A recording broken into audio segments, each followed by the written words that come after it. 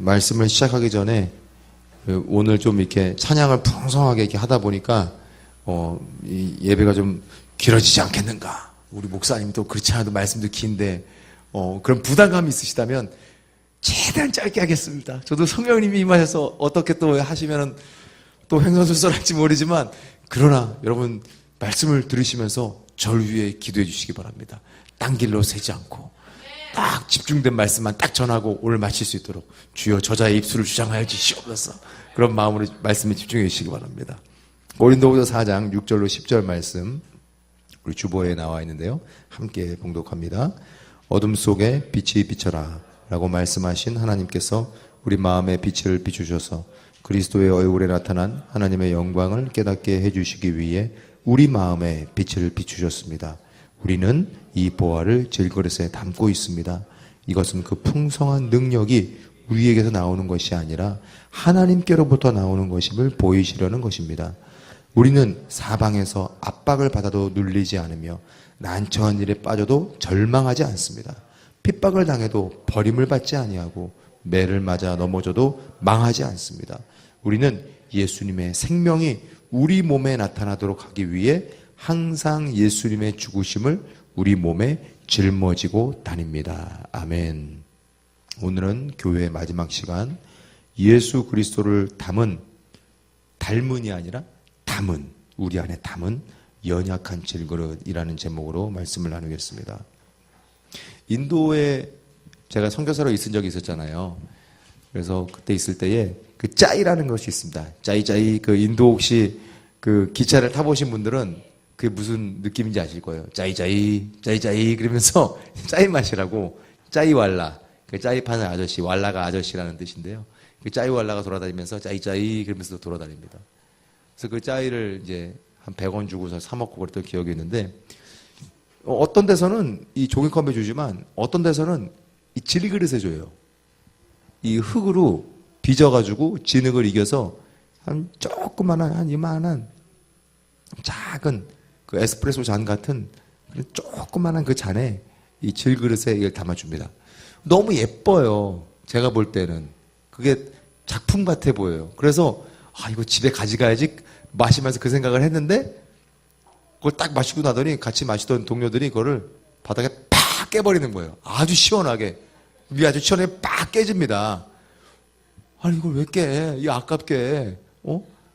우리는 그런 게 있잖아요. 약간 골동품 이런 것들에 대한 우리나라 사람들은 개념이 있는데 거기는 뭐 여지없이 그 딱 먹고서 팍 깨버립니다. 너무 아깝고 그랬는데 그것을 보면서 질그릇이란 저런 것이구나. 본 차이나는 깨지지 않잖아요. 근데 우리는 좋은 정말 스댕 아주 그냥 아주 좋은 깨지지 않는 그릇이 아니라 그 모습을 보면서 저는 우리가 언제든지 깨질 수 있는 질그릇이구나 그런 생각을 했습니다. 또 창세기에 보면 그 말씀이 나오잖아요. 하나님이 우리를 흙으로 지으시고 또 우리가 죽으면 흙으로 돌아가게 되는데 우리 육체는 연약한 질그릇 같은 내 모습. 그런데 이러한 질그릇 같은 나에게 하나님은 빛을 비추시고 예수 그리스도의 그 빛이 우리의 어두운 마음에 임하셨음을 여러분 믿으시기 바랍니다. 그 질그릇을 만들어 팔던 그 한 할머님이 기억이 나요. 문둥병에 걸리셨는지 그 눈이 완전히 눈알이 없으시더라고요. 이렇게 눈이 말라버렸더라고요. 그런데 거기 이제 까만색 안경을 그래서 끼고 다니시는데 그 할머니가 만든 그 질그릇 그 모습을 보면서 그렇구나. 예수님이 없이는 내가 이 세상을 살아가면서 아무리 잘난 것 같고 그리고 내가 모든 걸 다 할 수 있을 것 같은 기분에 사로잡힐 때도 있지만 그러나 결국은 깨어지는 눈먼 장님 같은 그런 연약한 질그릇 같은 존재이구나 나는. 그 사실을 제가 느낀 적이 있었습니다. 여러분 혹시 평강 가운데서 지금 뭐든지 다 할 수 있을 것 같고 평안 가운데 있는 분이 계십니까? 교만하면 안 됩니다. 날마다 겸손하게 나도 주님 앞에 이 순간도 잘 되어지고 있는 이 순간도 주님 없이는 연약한 질그릇입니다. 라는 그 고백이 겸손함으로 우리의 삶 가운데 있기를 원합니다. 그리고 혹시 낙심 가운데에서 주님, 저는 이미 깨졌습니다. 저는 이미 깨어졌습니다. 예전에 월드미션에 가면 허트라는 그 드라마를 했던 기억이 나요. 그 이 마음을 한 여자가 와서 네 마음을 나한테 줄래? 그러니까 이 남자가 마음을 딱 뽑아가지고 줘요. 이 판토마임으로 하는 건데 주면은 그 여자가 그 마음을 가지고 놀아요. 참 남자들은 공감이 되죠? 그럼 지금은 여기 대부분 또 결혼하신 분들이 많아서 그런지 반대일지도 모르겠네요. 근데 어쨌든 그러다가 결국 그 여자가 그 장난치다가 깨뜨리려고 그런 게 아니라 일부러 이렇게 팍 깨뜨린 게 아니라 놀다가 깨져요. 깨졌는데 하나님이 다가오시죠. 그 마음이라도 나에게 줄래? 그러니까 그 남자가 부끄러워서 하나님을 피해 숨지만 다시 정말로 주님 이 마음이라도 받으시겠어요? 그 부스러기를 모아서 주님께 올려드리자 주님께서 새 마음을 주셔서 그 남자가 행복하게 주님과 함께 동행하며 살아가는, 그리고 그 내 마음을 깨뜨린 그 자매도 불러서 다시 주님과 함께 온전한 가정을 이루며 나아가는 그 드라마가 기억이 납니다. 아무리 연약함 가운데 깨어진 모습이라고 느껴질지라도 그 깨진 마음을, 상처받은 마음을, 눌린 마음을, 상한 마음을 하나님께로 돌려드리며 예수 그리스도 보혈의 능력으로 회복하며 나아가는 우리 모두가 되길 주님 이름으로 축원합니다. 요한 1서 4장 9절로 10절에 하나님이 자기의 독생자를 세상에 보내심은 그로 말미암아 우리를 살리려 하심이라. 사랑은 여기 있으니 우리가 하나님을 사랑한 것이 아니요 하나님이 우리를 사랑하사 우리 죄를 속하기 위하여 화목제물로 그 아들을 보내셨습니다. 하나님은 이미 이 세상에 예수 그리스도를 보내셨습니다. 그 예수님은 우리와 함께하기를 원하십니다. 근데 우리가 나의 상처에 깨어진 또 나의 교만한 마음으로 그 예수님을 내 마음에서 밀어내기 시작한다면은 하나님이라도 그것을 억지로 우리 마음 안에 꾸겨 넣으시지 않는다는 것입니다. 여러분, 우리의 마음을 주님께 열고 환영하고 인정하고 모셔드리고 의지하며 나아가신 여러분과 제가 되길 주님 이름으로 축원합니다. 둘째로, 교회는 빛으로 오신 예수님을 담은 질그릇입니다. 왜냐하면 약한 우리들이 모인, 약한 사람들이 모인 공동체이기 때문에 교회는 약할 수밖에 없습니다. 교회에서 저는 개인적으로 이제 여의도 순복음교회에서 이전에 이제 한국교회 미래를 준비하는 사람들 여러 단체, 한두 단체가 아니었어요. 그 단체들에서 여의도 순복음교회를 고발하고 고소하는 그 일들, 또 여의도 순복음교회뿐만 아니라 조영기 목사님 그리고 이영훈 목사님을 막 고소하고 고발하는 그 사건들 속에서 함께 있을 수 있는 은혜를 누렸었습니다. 근데 그 일들을 겪으면서 너무나 명백한 거예요. 그리고 법원에서 이분들이 법원에 고소를 한 게 아니라 그 고소 고발한 사람들이 고소 고발을 했기 때문에 이제 법정으로 그게 심의에 들어가게 되잖아요. 그러면 이제 법원에 가서 그걸 이제 판결을 받는데 어떤 부분은 그들이 고발한 내용 중에 100%는 아니지만 어느 일정 부분이 맞는 거예요. 잘못된 부분이 있었던 거예요. 그렇게 판결돼가지고 된 부분들이 있지만 10가지가 있으면 7가지 이상이 잘못 고소 고발된 거예요. 그런 경우 세상에서는 어떻게 합니까? 명예훼손으로 그 고발한 집단을 고발하죠. 그리고 그 명예훼손에서 그 변호사 비용이라든지 그 천문학적인 그 비용들을 그 사람들에게 원래 또 고소 고발에 지게 되면은 그거를 주게 되잖아요. 그런데 그 과정 속에서 그런 게 하나도 없는 거예요. 하나도 명예훼손으로 그 사람들을 고발한다거나, 뭐 총회에서 이제 뭐 예를 들어서 제명을 시킨다거나 뭐 그런 일들이 있을 수는 있지만, 그러다 결국 나중에 다 복권을 시켰지만 그분들을, 그 일을 보면서 왜 참 답답하다. 적어도 국민일보에라도 교회랑 관련 있는 신문이니까 좀 이렇게 크게 대서특필을 해가지고 결국은 그게 다 잘못된 것도 그 사람들이 잘못한 거였다. 막 이름도 막 싣고 막 사진도 막 좀 하고 해가지고 좀 이렇게 좀 이걸 해야 사회적인 인식이 이게 좀 너무나 잘못한 부분이 물론 있지만 그래도 10가지 중에 7가지는 아닌 부분에 대해서는 좀 있지 않는가.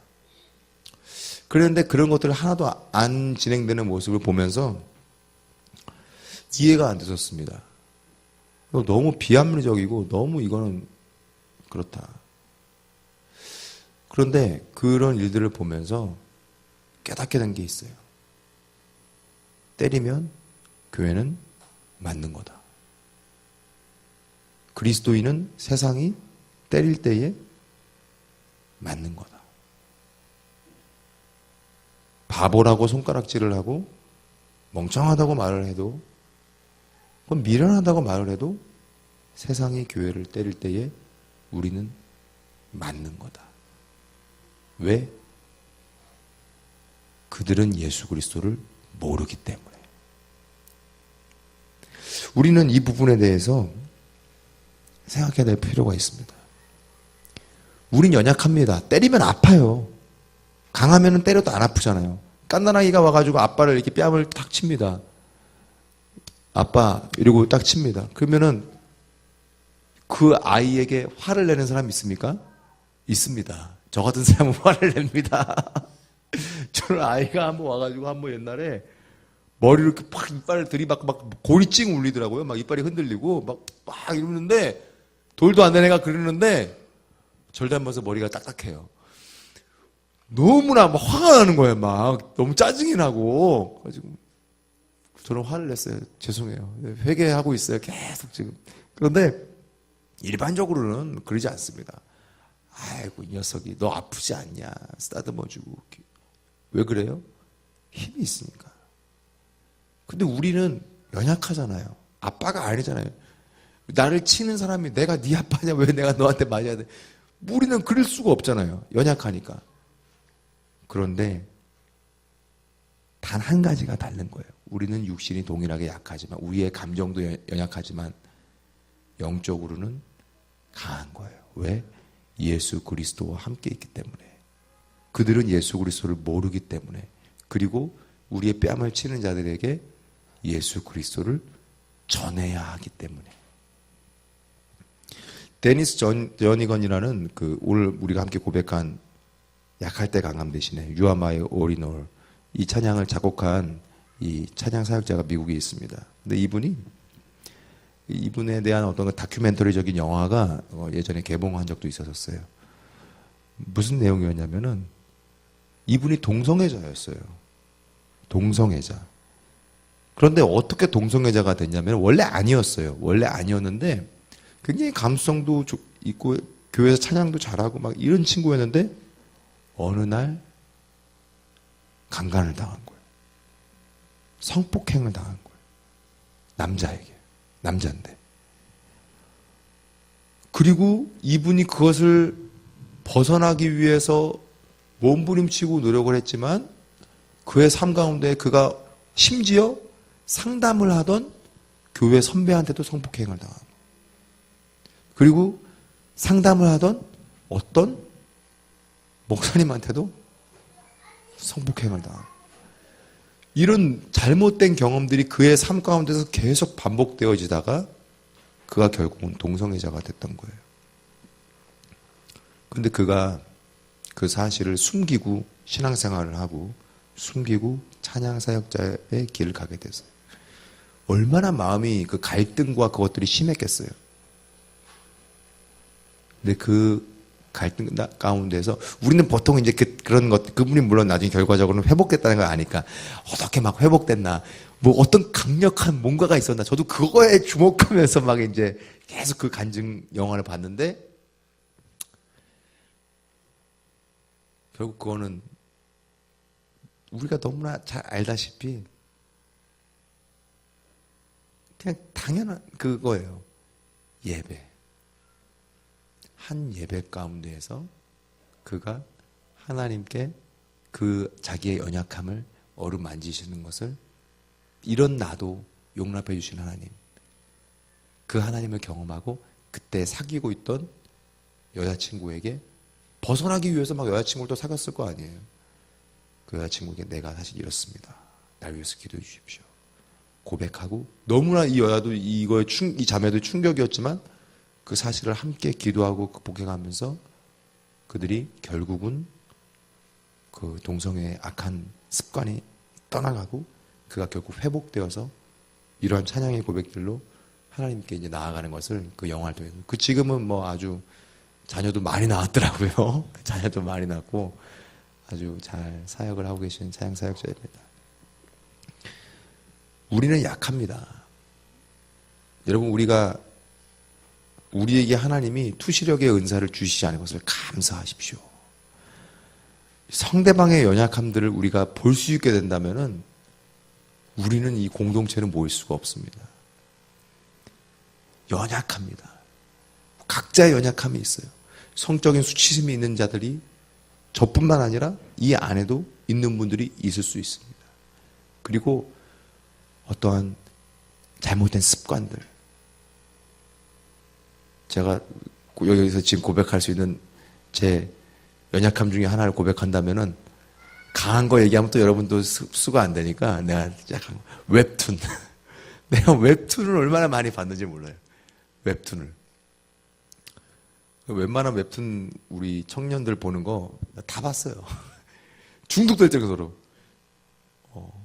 예배만 끝나면 막 웹툰 그날 뜨는 거 막 보고 그랬는데, 이걸 좀 우스운 또 좀 귀여운 잘못된 습관이었지만, 그런데 심각한 그런 것들도 제 안에 또 있었죠. 마찬가지로 우리들 안에 그런 것들이 얼마나 많이 있겠습니까? 예수 그리스도로부터 벗어나 있는 잘못된 습관과 잘못된 상처들, 그런 연약함을, 근데 우리들뿐만 아니라 예수님을 따랐던 그 제자, 또 가장 잘 따랐던 제자, 변화되었던 그 사도 바울과 같은 사람도 있었던 것을 우리가 말씀 가운데서 보게 됩니다. 고린도후서 12장 7절로 8절에 내가 받은 계시들 때문에 교만해지는 것을 막기 위하여 하나님께서는 내 몸에 사탄의 사신인 가시를 주셨습니다. 하나님이 내 안에 마치 욥과 같이 가시를 주셨다는 거예요. 그것은 줄곧 나를 괴롭혀 왔습니다. 나는 이것을 제거해달라고 간절히 주님께 3번이나 간청했습니다. 뭐 사도 바울이 주님 고쳐주세요, 뭐 이렇게 단순하게 뭐 그냥 성의 없이 기도했겠습니까? 금식하며 간절히 기도했을 겁니다. 3번이나. 그러나 주님은 나에게 내 은혜가 너에게 족하다. 너의 능력은, 내 능력은, 내가 주는 능력은 너의 약한 데서 온전하여진다. 고 말씀하셨습니다. 나는 그리스도의 능력이 내 위에 머물러 있도록 하기 위하여 나의 약한 것들을 더욱 기쁘게 자랑합니다. 세상이 볼 때는요, 그리스도인들은 말도 안 되는 사람들이에요. 서로 모여가지고 중보기도 제목을 내놔요. 내가 집에 이런 문제가 있어. 우리 남편에게 이런 문제가 있어. 내 아내에게 이런 문제가 있어. 내 자녀에게 이런 문제가 있어. 세상 사람들은요, 가족의 연약함과 자신의 연약함을 숨기잖아요. 건강하지 않아도 건강한 척을 해야 돼요. 왜? 이 직장에서 안 잘리려면 내가 건강해야 되거든. 최고의 사람인 것이라고 나를 착각을 하도록 막 사람들이 그렇게 만들어야 돼, 내가. 세상은 그렇잖아요. 그런데 그리스도인은 어때요? 연약함을 서로에게 고백하며 기도 부탁을 하고 나아가요. 예수 그리스도께서 우리의 기도 가운데 함께 하셔서 응답하심을 믿기 때문인 줄 믿습니다. 나의 연약함 때문에 주님과 관계가 멀어지면 안 됩니다. 그리고 나의 연약함 때문에 부끄러워도 우리는 나의 능력이 아닌, 나의 의로움이 아닌 하나님의 사랑의 죽으심, 예수의 십자가, 그 십자가를 은혜로 나에게 주었다는 사실을 잊지 않고 우리 끊임없이 고백하며 나가야 될 줄 믿습니다. 로마서 5장 6절로 8절에 우리가 아직 연약할 때에 기약대로 그리스도께서 경건치 않은 자를 위하여 죽으셨도다. 경건치 않은 나를 위하여 죽으셨도다. 의인을 위하여 죽는 자가 쉽지 않고 선인을 위하여 용감히 죽는 자가 혹 있거니와 우리가 아직 죄인 되었을 때에 우리가 아직 죄인이었을지라도 그리스도께서 우리를 위하여 죽으심으로 하나님께서 우리에게 대한 자신의 사랑을 확증하셨느니라. 아멘. 예수님께서 죽으심으로 이미 확증되어진 그 회복, 우리가 아직 연약할 때, 죄인이었을 때 우리를 불쌍히 여기시며 안아주시는 그 하나님의 사랑을 여러분 믿으시기 바랍니다. 아무리 자격 없는 연약한 질그릇같이 나의 삶이 느껴져도, 우리의 교회가 그렇다고 느껴질지라도 우리는 예수님을 끊임없이 우리의 삶 가운데 우리 교회 안에 모셔드리고 갈망해야 되는 줄 믿습니다. 요한 1서 5장 12절에 아들이 있는 자에게는 생명이 있고 하나님의 아들이 없는 자에게는 생명이 없느니라. 생명은 오직 예수 그리스도로만 말미암음을 믿으시기 바랍니다. 마지막으로 교회는 예수님의 죽으심과 부활을 담은 질그릇입니다. 연약한 질그릇이지만 교회는 예수님의 죽으심에 동참하고 뺨을 맞고 수치를 당할 수 있고, 그리고 예수님의 부활에, 영원한 생명 부활에 동참하는 존재인 줄 믿으시기 바랍니다. 여러분 아시다시피 지금 우리 교회가, 우리 송파교회가 깨어진 질그릇 같은 그런 모습으로 지금 쩔뚝거리며 우리가 걸어가고 있는 것을 여러분 느끼실 것입니다. 이미 아시는 분들도 계실 거고요. 또 가족들이 또 그러한 상황 가운데에 많이 힘들게 하고 또 힘든 그런 상황 가운데 계시는 분도 계신 줄 압니다. 깨어진 질그릇 같은 우리 교회. 그러나 우리는 믿습니다. 이 깨어진 질그릇 같은 우리 교회 위에 하나님은 빛을 비추신다는 사실입니다. 연약할 때 곧 강함이라. 너의 연약함이, 너의 약함이 나의 강함이 나타나는 순간이라. 지금 연약한 이 순간이 우리 교회를 통해 하나님의 강함을 나타내시기 위한 그 순간임을 여러분 믿으시기 바랍니다. 우리의 연약함 가운데, 우리의 눈물 가운데에, 우리의 중보 가운데에 하나님은 더욱더 우리의 고통의 중심에 들어오셔서 우리를 안아주시고 우리와 함께 하시고 우리와 함께 매맞으시고 우리와 함께 상처도 받으시고, 예수님은 함께 하시며 우리를 사랑하심을 여러분 믿으시기 바랍니다. 우리의 그러한 잘못되어진 옛사람 가운데 우리가 죽고 다시 성령의 사람으로 새롭게 거듭나는 우리 교회가 될 줄 믿습니다. 갈라디아서 2장 20절 말씀에 내가 그리스도와 함께 십자가에 못 박혔나니 그런즉 이제는 내가 사는 것이 아니요 오직 내 안에 그리스도께서 사시는 것이라. 이제 내가 여전히 이 연약한 깨어진 육체 가운데에 사는 것은, 이 깨어진 교회 가운데 사는 것은 나를 사랑하사 나를 위하여 자기 자신을 버리신 하나님의 아들을 믿는 믿음 안에서 사는 것이라.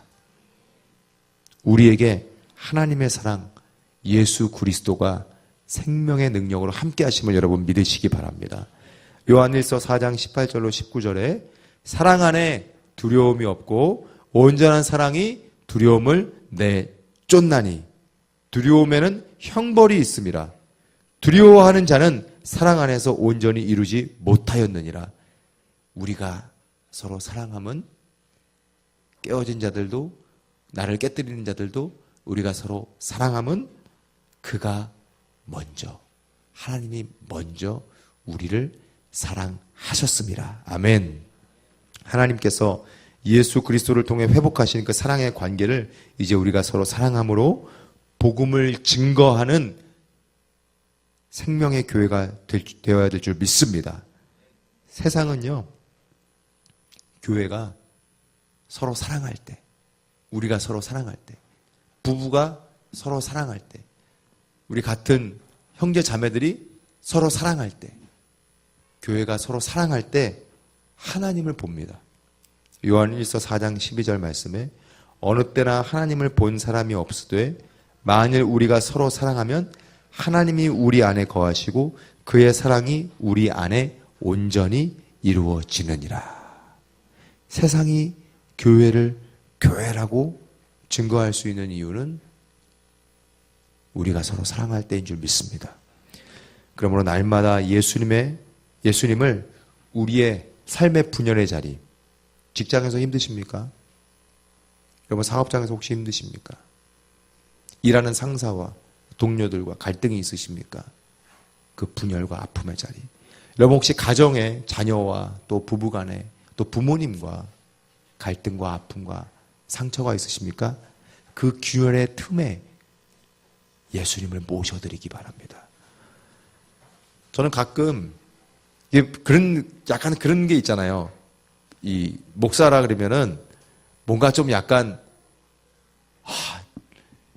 좀 예수님 대접하듯이 해드려야 되는 거 아니에요? 그래서 막 전 집에 가면은 방바닥에 앉거든요.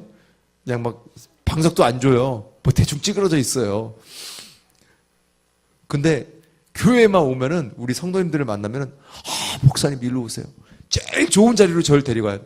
내 습관 돼가지고 귀퉁이에 앉으려고 그러면은 나 맨날 귀퉁이에만 앉으니까 집에서는 그러면은 교회 오면 막 일로 오시라고 막 여기 앉으셔야 된다. 부끄러운 거예요. 때때로는 그렇게 막 가는 게 나이도 어린 게 거기 앉아 있는 게 좀 그런 거예요. 근데 막 그래요. 근데 그게 왜 이게 잘못 적용되면은 어떤 게 있냐?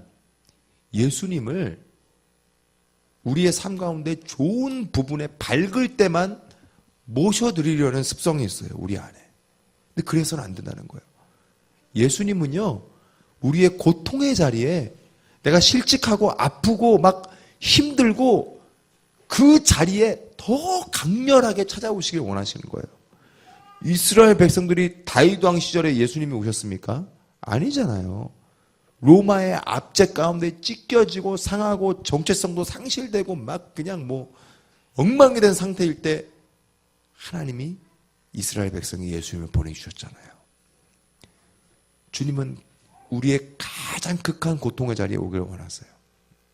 여러분 오늘 예배 가운데에 내 삶에 있는 가장 극한의 자리에 주님을 모셔드리시기 바랍니다. 주님께서 우리와 함께 하시며 우리의 그 모든 삶의 균열들을 온전케 하실 줄 믿습니다. 마지막으로 여러분 오늘 설교 길게 안 했어요. 지금 아직 30분 조금 넘었어요. 막 지금 막 한숨이 나고 막 그러나 여러분을 사랑합니다. 다 끝났어요. 막 핸드폰 꺼내보고 막 그러지 다 보여요. 여기 있으면 우리 가족이잖아. 이러지 말자고요. 자, 요한계시록 여러분 성경책에 계시면 한번 성경책을 펴주실래요? 요한계시록 22장 성경책 맨 마지막 보시면 돼요. 맨 마지막 요한계시록 22장 20절.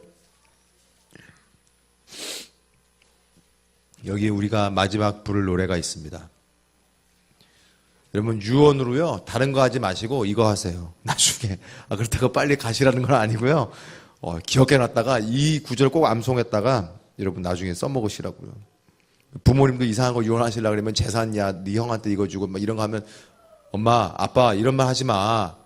예수 믿는 사람이 왜 그래. 이거 해 이거 하고 딱 알려주드리세요. 자 우리 함께 읽겠습니다. 요한계시록 22장 20절 시작. 이것들을 증언하신 이가 이르시되 내가 진실로 속히 오리라 하시거늘 아멘. 주 예수여 오시옵소서. 아멘. 이 고백을 우리의 삶의 균열의 자리, 아픈 자리, 슬픔의 자리, 고통의 자리에 여러분 고백하시기 바랍니다. 고통스러우십니까? 아픈 순간이 있습니까? 그 순간 다른 거 다 잊어버려도요 이 구절 하나만 기억하자고요.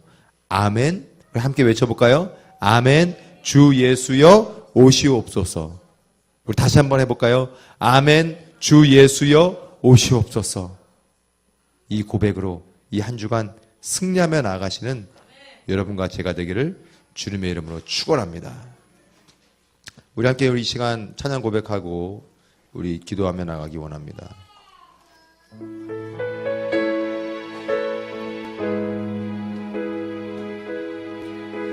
우리 함께 자리에서 일어나서 고백할까요?